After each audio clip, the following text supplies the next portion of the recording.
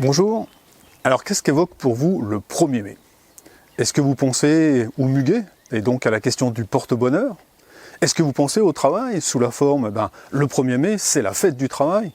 Est-ce que vous y pensez sous la forme, le 1er mai c'est l'occasion aussi de manifester, et en général plutôt d'afficher des revendications?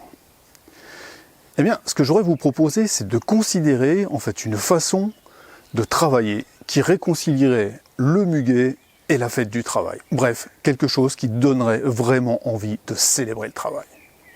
Alors laissons notre côté analytique de côté quelques instants et pensons simplement en fait à ce que ça ferait si on allait au travail avec le sourire et de façon décontractée. Non pas pour y subir des contraintes, mais vraiment d'une certaine façon pour s'épanouir. Alors vous allez me dire bien sûr, ça c'est du rêve, et puis vous allez laisser ressortir votre côté français de critique, etc. Mais juste essayez d'imaginer. Ensuite, je voudrais amener en fait à votre esprit une autre considération. On est dans un moment en fait dans notre société où on a à la fois des gens qui travaillent beaucoup, des gens qui travaillent pas assez, voire même des gens qui travaillent pas du tout. On a à la fois des gens qui s'éclatent dans leur travail et d'autres qui sont quasiment traités encore comme des esclaves.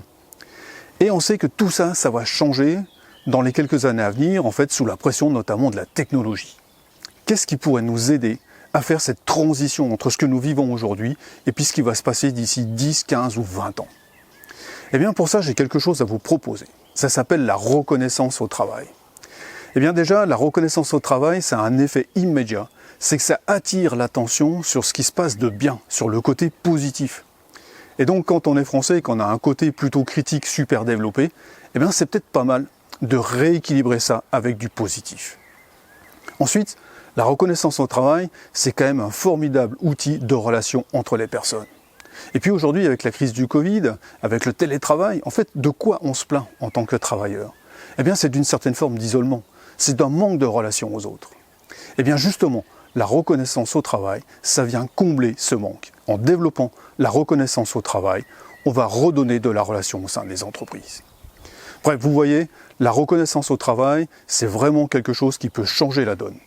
Pour en savoir plus, ce que je vous invite, c'est à venir participer au live dédié à la reconnaissance au travail le vendredi 30 avril à 13 h.